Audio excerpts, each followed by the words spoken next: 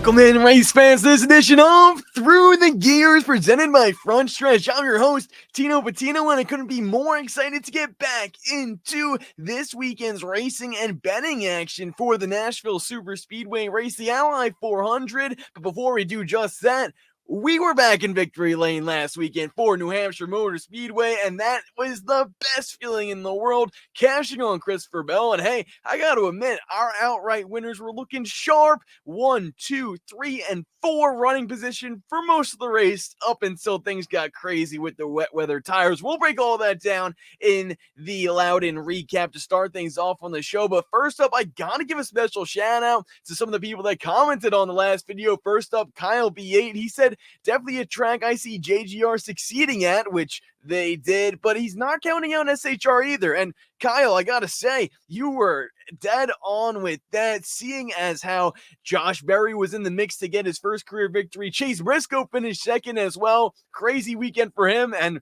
as he has been announced to be filling in that 19 car for Martin Truex Jr. moving forward next season, and that's going to be awesome to see. Happy for Chase Briscoe there. Also, shout out to Mark, who he commented first, as he was the first comment. So, Mark, let's see if you can get it again this weekend. Have to shout out my boys, Sean and Sam, for coming with me to the race, as that was their hometown there in New Hampshire, and it was awesome to see, or at least where they're at right now, and it was great to be there with them and to see that race happening and all the historic action that was had last weekend. But we're here to make more history at Nashville.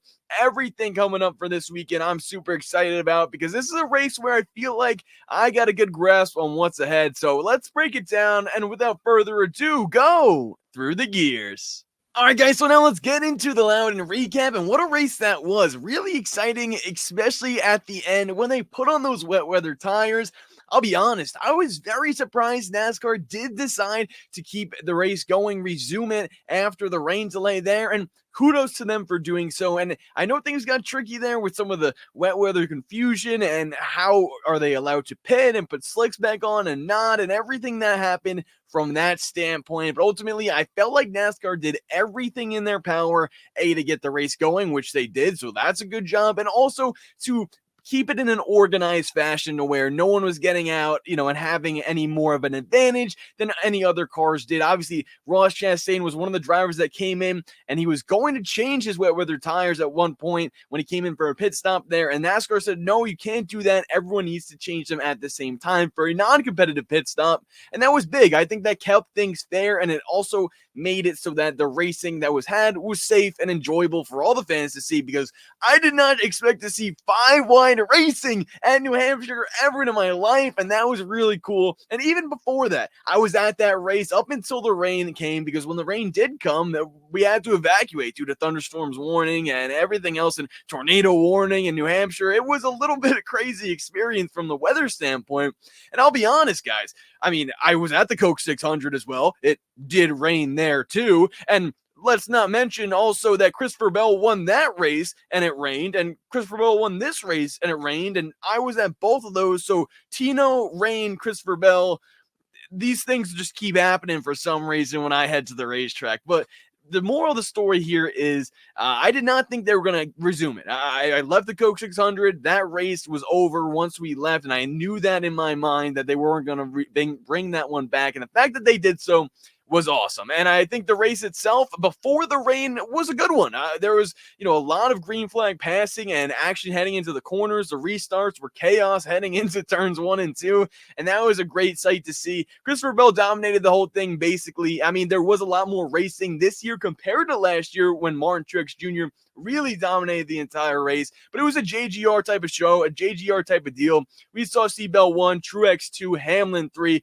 Logano 4. He was able to get into the top 3 at times as well, but it was really the Toyotas that led the way. Hampshire Motor still, we talked about the drought, Steven and I last weekend on the show, and HMS just cannot really put it together at this type of racetrack, or at least this racetrack in particular. We've seen them be strong at, short tracks this season. William Byron won at Martinsville, and they finished 1, 2, 3. But at New Hampshire specifically, they just were not able to really power through the field. Chase Elliott looked strong at the start, as he did have the pole in this one. Qualifying was canceled heading into it. But at the end, Christopher Bell was the car that dominated the most, and he's the best driver at that racetrack right now. There was the Xfinity race beforehand on Saturday, and Christopher Bell won that one. He's 4 for 4 in Xfinity starts with wins at New Hampshire, and in the Cup Series as well, he's 2 for 4. I mean, he won back there in 2022 and now winning again in 2024. Hats off to Christopher, especially with him adjusting to the wet weather as well. That was great to see. Ryan Blaney put up a late charge. I thought he was going to get past. I was nervous. Josh Berry and Chase Briscoe too. They put up a strong fight. Chase Briscoe dominating and on the wet weather package, gaining 20 plus spots, and Denny Hamlin was falling. That was the biggest thing that I saw in terms of the wet weather tires at this track. I thought they raced very well. I mean, there were cars on the apron, there was cars on the high side. They were able to cool them down and run through puddles, something that we've never seen before. And Denny Hamlin, I think, was not a benefit to that. He was not able to drive into the corners as hard as Christopher Bell was. He was braking too early. He asked his crew chief, or at least his crew guys, what was going on there, and they told him, like, you got to figure it out, man. And ultimately, he didn't. He was in the mix for a top 3. We had him as one of our picks there, but I'd rather take Christopher Bell. And one thing that's important to note, too, is yes, the favorite's winning another race this season, as Christopher Bell was 4 to 1 to win that one, but that's the trend we've seen thus far. Yeah, Daniel Suarez won earlier on at Atlanta, but that was a 3-wide photo finish that, you know, no one really could have predicted that happening. Now, another one, too, was, okay, Austin Cindric wildcard win, but Ryan Blaney was dominating that entire race, and he should have won it had he had enough fuel at the end. So my point is, we have been seeing a lot of favorites win these races so far this year. Where can we find value on the board this week heading into Nashville? Is it going to be another race that the favorites ultimately end up winning? And what are the sportsbooks saying who the favorites are? Let's break it down now. So as we head into Nashville, some things that we have to consider is this is a 1.3 mile racetrack, an intermediate that is as well, and it's a concrete track. So that's where some things get a little bit interesting here, because some of the drivers that were good on concrete tracks earlier this year, I feel like can kind of be transferred over to see how they'll perform at Nashville. And another thing I'll be looking at too is the Nashville Next Gen Speed rankings for my prep. Shout out to Ryan from iFantasy Race. Printed out my next chart here from him. He always does such great work there and providing us with the average speed rankings from 2022 and 2023 in the next gen era, like I mentioned. Just reading that off real quick here before I get into more of the track details, since I mentioned it. Martin Truex Jr. first in average speed rankings in 2022 in Nashville, first in average speed rankings in 2023 in Nashville. So in the next gen era, Martin Truex Jr. is number 1 on the board here. Denny Hamlin, as you can sort of believe as well, is going to be number 2. Ross Chastain's the big one here, because Trackhouse has really taken a step back, it seems like, from their, really strong performances earlier on in this next gen era. This season they have not. Yes, Daniel has a win. Ross is every week, I will say, Ross Chastain is a top 5 to a top 15, maybe 8 to 12 place. You can always see him running there. That's consistency.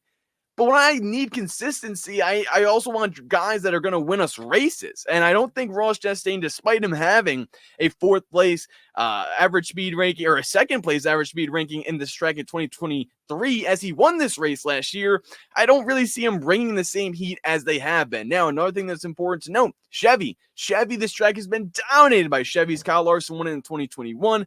And then Chase Elliott won it in 2022, and Ross Chastain won it last year, like I mentioned. So, will a Toyota break through? Can a Ford sort of sneak an upset here? As they have been, the Ford specifically have not been strong at this track. When we look at Nashville in 2023, I'm looking at the finishing results, and there's only one Ford driver inside the top 13, and that was Brad Keselowski. I'm actually taken aback by that. You had Ross Chastain, Chevy, Truex, Hamlin, Elliott, Larson, Byron Bell, Eric Jones, Kyle Busch, AJ Allmendinger with the top 10, and Brad Keselowski finished 11th. There was not a single Ford in the top 10 in Nashville in 2023. Now, I mean, what else can I say from that? I think there, if you are betting for this weekend, let me know who it is, because there's no drivers standing out to me on the speed rankings list, nor did one of them finish inside the top 10 last year. Now, when we look at Nashville as the racetrack in itself and what that will bring for us, I mentioned the concrete, but what are some tracks that can really compare to this? Well, it is a pretty unique racetrack. being a 1.3 mile long track, and the concrete itself, that combination is not something that we've seen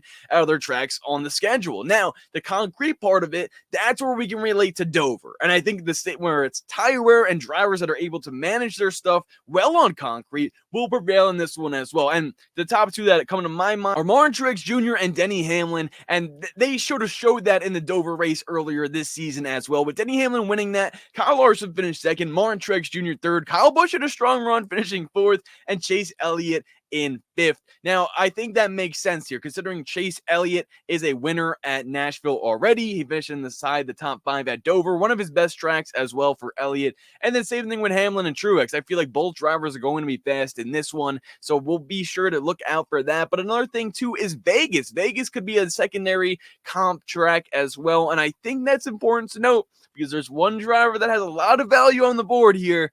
Let's get to it in our odds breakdown.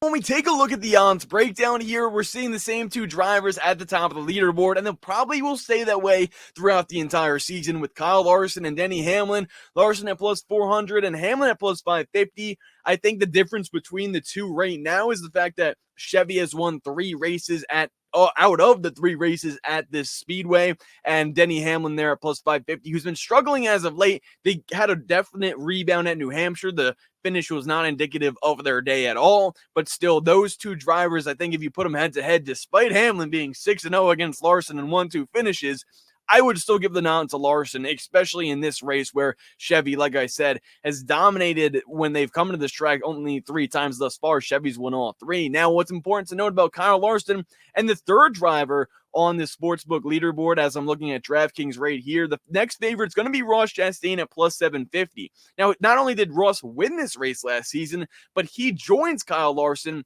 as the 2 drivers to have 3 top 5 finishes at this racetrack. So not only have they been consistent throughout their time spent at Nashville, they've just been flat out good every single race they've had run here as well. So Truex Jr. at plus 750, Christopher Bell continuing his hot streak at plus 750. Also, Chase Elliott is 8-1.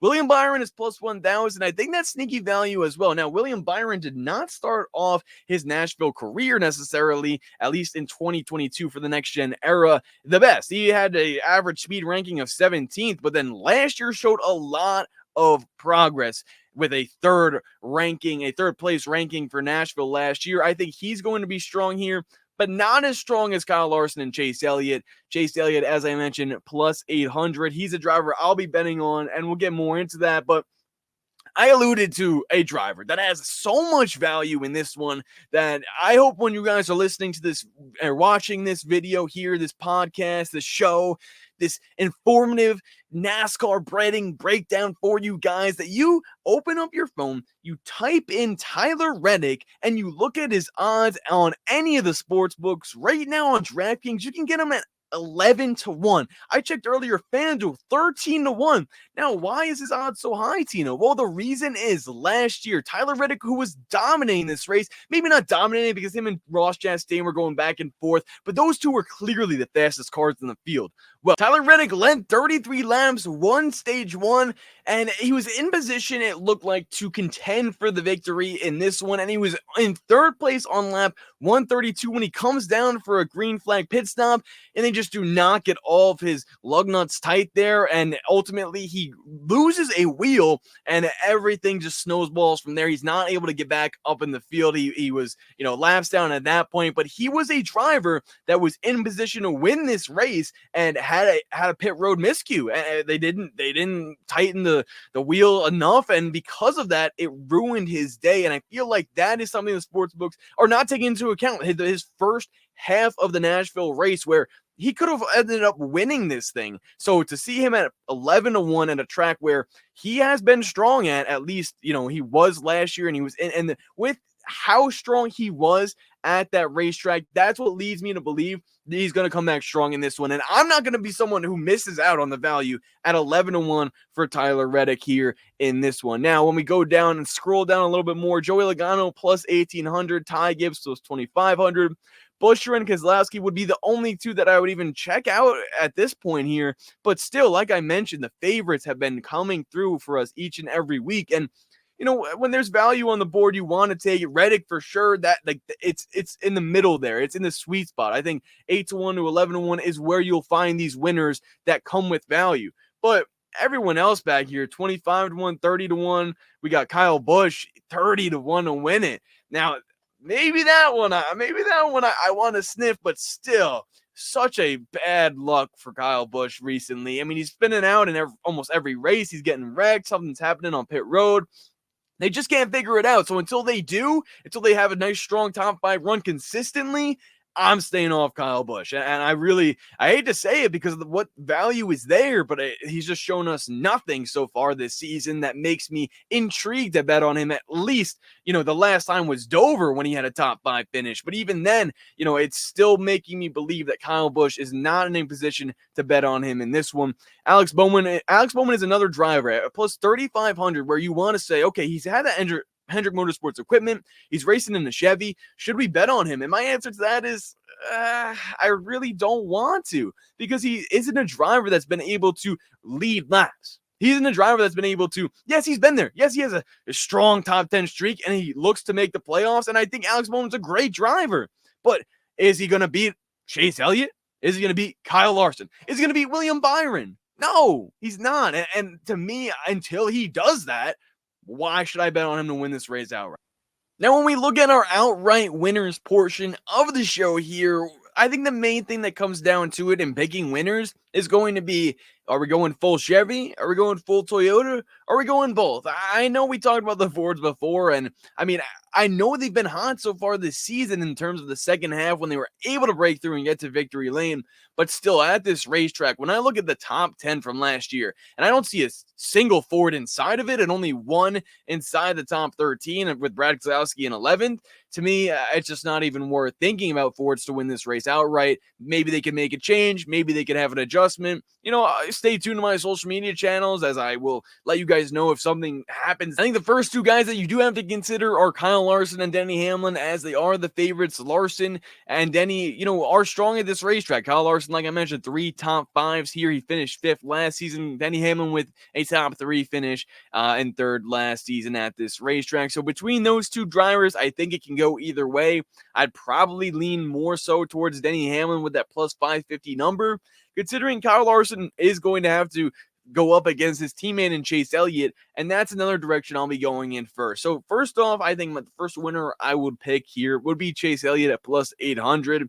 His track record here with him winning here at 2022 really shows to me to be a good strength for him at this racetrack, and I ultimately feel like his Dover success as well can carry on in terms of just how he's fared on concrete thus far this season. Another driver I'm going to be picking is Truex Jr. I know we've been on the MTJ train a lot this season, but he was in a good position to win at New Hampshire. And the story of it is he had a good position. He was able to potentially capitalize on what was going to happen there late in the going at New Hampshire. Being inside the top 5 is what we were looking for him to be. He had the strong car.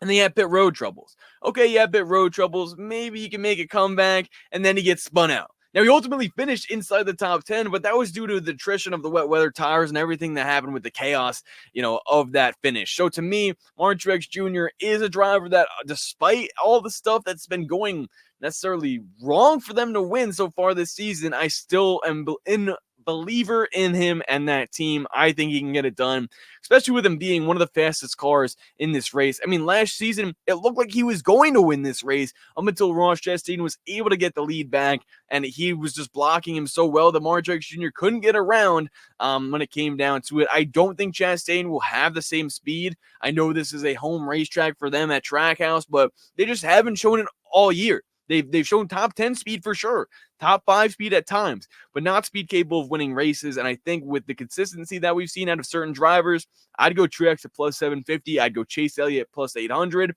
Tyler Reddick at plus 1100 for the value play. I think that's a huge one, and it's a toss-up between Larson and Hamlin. If there is one Ford driver to look out for, it would be Ryan Blaney at plus 1100.